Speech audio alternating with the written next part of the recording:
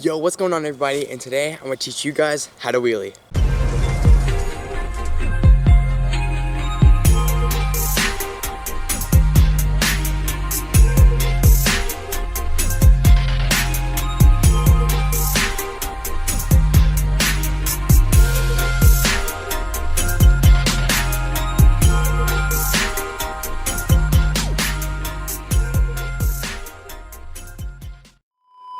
Yeah, so let's just get right into this. So first things first, I just want to talk about some requirements you guys must meet to be learning how to wheelie. Well, first things first, this is like probably the most important step, in my opinion, is get comfortable with your bike. Make sure you know what's good with your bike, like make sure the brakes are okay. And that leads me to my second step, requirement I meant, have decent brakes, because the brakes are like the most important step of a wheelie. So make sure you have decently good brakes and you can stop really nice and on the dot, And thirdly, I would say have some basic riding experience, like you know how to ride a bike, you know how to do some maneuvers here and there, but that's really it. So yeah, let's just get into practicing. So to practice your wheelies, I would recommend going on like a private road or something, or a cul-de-sac like I'm on, because no one goes up and down here besides people that live here. And so this is just where I practice at. Like really no one really comes up here, no one really cares. It's nice and flat. It's a perfect place and it's right next to my house. So find you guys a spot like this and let's just get on to the steps. All right, so first things first, you need to know which one of your feet is your dominant foot. So for me, my left foot is my dominant foot, but it's weird because my right hand's my dominant hand. That's weird, but that left or right foot, whichever one's dominant, is what's going to be your power when you wheelie. So just like here, I'm gonna angle my GoPro down. Watch my left leg. I'm gonna pull up and that left leg's gonna push down. Watch. And that's my power to get me up for a wheelie. Alright guys, so the next step of learning how to wheelie is to get used to your balance point. Now you might be asking, how do I do that? Well, that's what I'm doing right now. So what you do, this is what I did, and it helped me so much just to know what my balance point feels like and to get used to that. So what you do is you hold in your brakes like all the way down, like lock up your brakes, and with your feet, kick your bike up and just walk it back until you're at your balance point. Now, since you guys might be beginners, you guys might wonder, where's my balance point? Like, where's my balance point? How do I know when I'm at my balance point? When you think you're at your balance point and you take your hands off the brakes, if you stay there, then that's your balance point. But if you let go of the brakes and it goes forward, you're not at your balance point yet. And if you hold in your brakes and you let go and it comes up from under you, you're behind your balance point. So basically the balance point is like the sweet spot right where it should be. So just let go and that's your balance point. You should be able to do that. It's just your balance point. So I would say do that for 10 minutes or so and mentally tell yourself that that's where you need to be when you lift your bike up. All right, so the next step is lifting your handlebars. So basically what you want to do is with your dominant foot, you want to align it with the frame. Now you might be asking, what does that even mean? So my dominant foot's my left foot. So I'm going to align my crank with the frame. So let me get off and show you. You see how my crank right there is aligned with the frame? That's like the sweet spot. That's how you're gonna get the most power. Some people say to do it from all the way up here. That won't work because you still have to go a little bit further. So I'd say that right there is your sweet spot, or maybe right here. But basically, yeah, I would say your crank be aligned with your frame. And then once it's like that, when you pedal down, pull up on the handlebars as hard as you can. Now you guys might be saying, whoa, I'm strong, I'm pretty strong, that's just gonna go right back. Trust me, it's gonna be scary, trust me. I know how it feels to be a beginner and getting told to pull as hard as I can. Someone was like, pull as hard as you can. I'm like, psh, unreal, But That's literally what you have to do. So once your crank is lined with your frame, when you push down, you're gonna have your body, like your chest, basically on your handlebars. Like it's gonna be low. Like I just drop down low like this, bend my arms, and then when that pedal crank starts going down, I bring all my body weight to the back of my bike, because that's what's really gonna keep it back there. And once I get all my weight back there, I pull as hard as I can, straighten out my arms, and that should get you to around your balance point. This will take some practice. I'd say this is where you should practice the most. So it should look like this.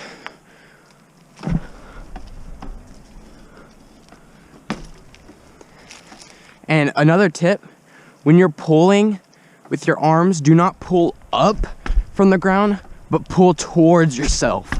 Like pull the handlebars towards yourself, like you're doing like a pull up or something. I don't know how to explain it. Like more like a push up, but like an opposite push up. So like you're gonna pull the handlebars towards yourself instead of up off the ground. Because when you do it up, it's gonna get up, but not to your balance point. So you're gonna keep pulling to yourself, and that's what's gonna get it back there. Another tip I have is when you do the pedal stroke and you're leaning back, sit down on your seat. I would also recommend to dump your seat down all the way. If that doesn't feel comfortable, I get it, I understand. I come from a family that used to ride mountain bikes a lot, so mountain bikes, always the seat was like all the way up here. Trust me, it's gonna feel weird to sink it down, but it helped me so much. So if you guys really are committed to this, ride with your seat down, get used to it. And when you're pulling back and leaning back, sit down, because when you sit down, that's really gonna get that emphasis on the pull, and it's really gonna get the bike up there. Once you guys are at your balance point, you might encounter a couple times where you go behind your balance point and get scared, and this might happen to you. If that happens to you, then you're doing it right, trust me. If you guys are getting behind your balance point and getting scared, you guys are good. Like, you guys are doing good. If it's not scary for you, you're not doing it right. All right, so now I'm gonna teach you guys how to modulate the brake so you can keep your balance point. So instead of totally bailing off your bike like that, I want you guys to tap the brakes lightly when you feel like you're falling back. So watch. Tap, tap, tap, tap. Just whenever you have that sudden feeling in like your gut and you're like, oh crap, I'm about to fall back, just give that brake, tap, tap. And trust me, that's gonna be really scary because you really have to depend on your brakes. But that's why I said earlier to really trust your brakes. Like you need to be able to trust your brakes and trust that they're gonna work. So I don't think, I mean, you can pull it off with V brakes. Like I have a big ripper which has V brakes on it, and they don't work nearly as nice as disc brakes, especially hydraulic disc brakes, but you can still pull it off. But I would recommend a bike with hydraulic disc brakes for wheelies, because that brake is like the most important feature of the wheelie. All right, so next step is learning how to keep your balance point. So once you're up here and you can keep it up there for a couple seconds, you know, using that back brake, I want you guys to keep pedaling. Non-stop pedal, just pedal, pedal, pedal, pedal, pedal. See how far you can go, you know. If you can go far, then that's good, but if you can't, then that's not so good. But just keep working at it, you know. Practice makes perfect and all that. So watch. Pedal, pedal, pedal, pedal, pedal. I'm not stopping. Just using that back brake. If I feel like I'm about to go back, use that brake. You can also lean further back or lean forward if you feel like you're about to fall back or need to go backwards. So you can lean back further to go backwards or lean further forward if you feel like you're about to fall back. So really you can modulate your body and basically be chilling and doing a wheelie. So another tip I'd recommend is don't try to do anything stupid, like the crazy tricks that you see one-way Corey be doing and shit. If you don't feel comfortable, if that's not in your comfort zone, don't try it. Trust me, don't try it. If you don't feel comfortable doing some crazy trick that you've seen someone else do it, do not try it, because that's how you get hurt. That's how you straight wreck yourself. Which brings you to another point: wear a helmet.